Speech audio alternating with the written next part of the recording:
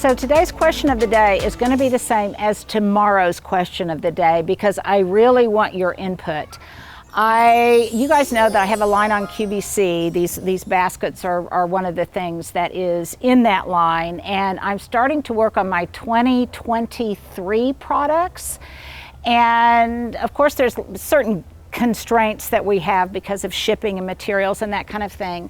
But if there is something that you guys would like to see in the line, something similar to what I have in my garden or that you have been looking for and you can't find, or just whatever ideas you have. I'm looking at even some fun like outdoor aprons and things like that. But if you've got ideas, please put them in the comments below. And if you could do it today and or tomorrow, take some time to think about it.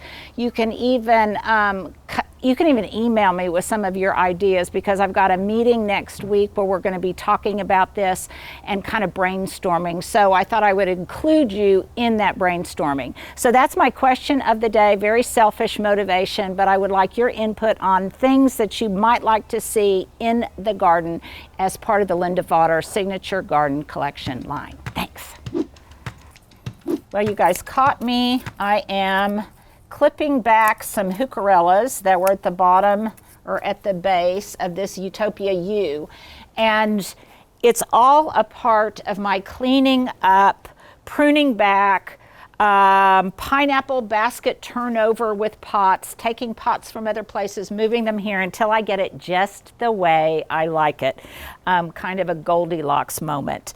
And the other reason that I like it is because it tells me that it is definitely spring on the way. Stuff is starting to come out. New growth is starting to emerge. And it also means it's time for me to put up my fire. I usually, in the wintertime, as I have showed you guys before, I have a firewood stand here filled with firewood for my fireplace in the kitchen.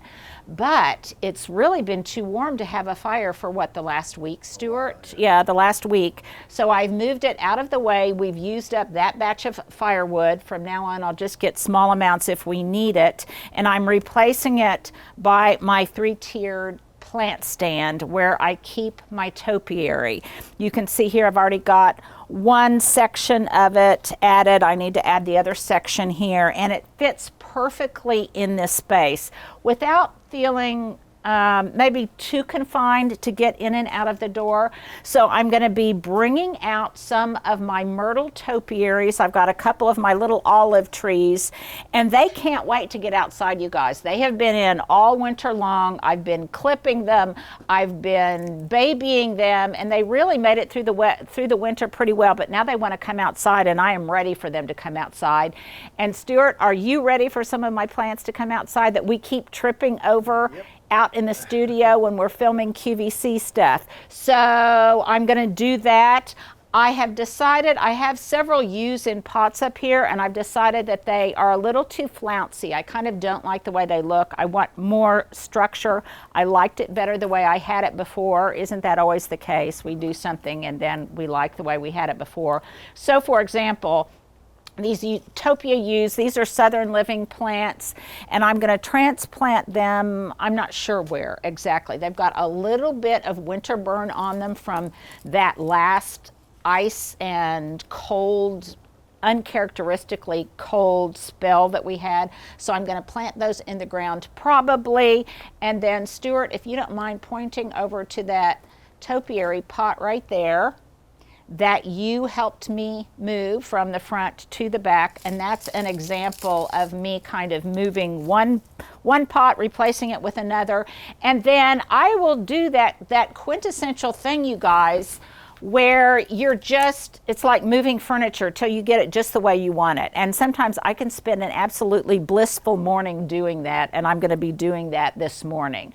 I am also, another change that I made, you may recall I had one of those Southern Living Phaedra right in here, which is not even advertised to be cold tolerant or frost hardy, and nevertheless it lived for a couple of years, but it really suffered and didn't look great. So I moved it to another place, and I've put in a boxwood here, and I really like the structural form of it. Also, something else that I had done, which kind of messed with all of this stuff right here in this back porch makeover, is that I had to have my timer box for my sprinkler system replaced. And that's one thing to do this time of year. If you have an in-ground sprinkler system, you probably want to go through all of the zones right now to make sure that they're all working. I notice that there's a number of different boxwoods and plants and things that I need to move because they're blocking sprinkler heads. I want to make sure I get good coverage so that I don't waste water. And another thing, you guys, that I do, people ask me, do I leave it on automatic or do I leave it on manual? And I leave it on manual. I never automatically let it go off, and I only put it on when I think I really need it, when it's not too windy, when it hasn't been raining or whatever. So that's a little digression from my back porch styling. So I'm going to completely make this look really nice. For the remainder of the day, this is just a wonderful way to spend a Saturday. I've got my Mumford & Sons music, my Mumford & Sons channel on, and I'm just having so much fun. I'm going to kind of restyle all of this. I'm going to move some pots around. And then over here, you can see this is a big mess over here. I'm going to clean off my table because Hubs and I are going to cook out. We're going to dine outside tonight, and I am going to do that quintessential garden lifestyle living kind of thing tonight. So I'm so excited. This will hopefully all really look coiffed and just the way I want it going into the spring. And then obviously once we get to around April 15th, there'll be, which is our last frost-free date here in my Zone 7B garden, then definitely more color will start to appear. So take a good look at it, Stuart, the way it looks now, because I'm going to do some zhuzhing to it. Now, here's another thing that I want to point out to you. While you're doing this, I never forget, a true garden lifestyle is always thinking about the next season to come. And what I do while I'm cleaning up is if I find any little nature's gifts or nature's treasures out here, then I make sure to save them. And oh my gosh, look at these. Aren't these darling? These are the little pine cones from my Blue Atlas cedar. Lately, a lot of them have been coming down because we've had rain and some kind of high wind. And it's like a treasure hunt, isn't it, Stuart? It was so funny because just a little while ago, Stuart just squealed. He said, oh, look, there's 3 more. When you look for them, you can't find them, but when you quit looking, they're everywhere. I couldn't find them at all. You couldn't find them at all, but he was as delighted as I was because this is where they come from. I don't know, Stuart, can you? Yeah, absolutely. Yeah, so this is where they come from. And then I like to save them, and I'm very careful with them. Let me get over here in the shade, Stuart, so you can show people. I'm really very careful with them because they, especially when they're wet or moist, they can kind of squish easily and get deformed. But I like to save these because I use them at Christmas time to mulch my topiaries, and they're just wonderful. So I've got this many now, but the other day I probably got twice as many as this. So I'll be able to mulch several pots of topiary and use them at Christmas time, or use them, you know, on packages or things. I might even spray paint some of them. So, like I say, another digression. But always look for little treasures. Here's another little treasure that caught my eye. A little piece of mossy bark that I might use as mulch or something. So those are some of the things to be watchful for while you're cleaning up your garden beds and removing lots of the leaves and cutting things back. Okay, so now Stuart, I'm going to move some of these pots.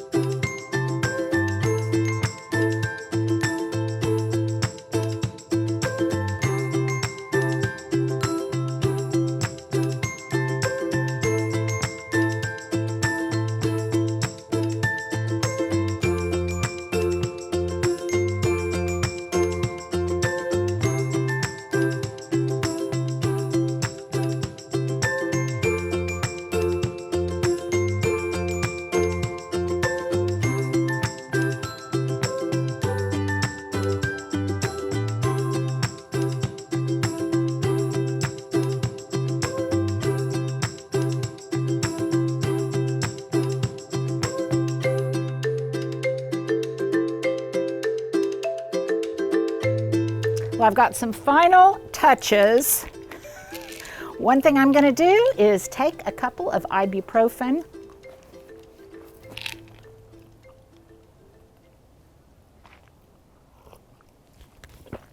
As a preemptive measure against all of that, just in case I start hurting later from lugging all of those heavy pots. You'll notice that was so much fun doing that with you, Stuart, as I tried to camouflage you from the public, because you guys, it's not up to me whether or not Stuart is seen on camera. It's completely up to him, and he does not want to be seen. So I was trying to shelter him. I was trying to keep him very in the shadows so that you couldn't see him. A couple more things that I will be doing, just not right now.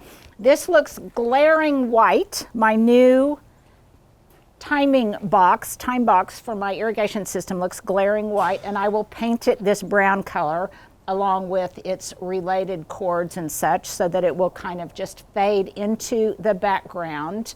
But then I think it looks really nice. Stuart, do you like the way it turned out? Absolutely. It looks completely different. I did add a little bit of color. These are those Kobo baskets that I love them. They're part of my QVC line, but I love them because I can water them and there's not a problem. And then I had showed you earlier in the week my broken pot that I've got tiny little muscari coming into bloom. And I topped it with some moss that my husband brought back to me as a gift after he went hiking and fishing and stuff on a friend's property. So he did not get that from a park. He brought that back from a friend's property.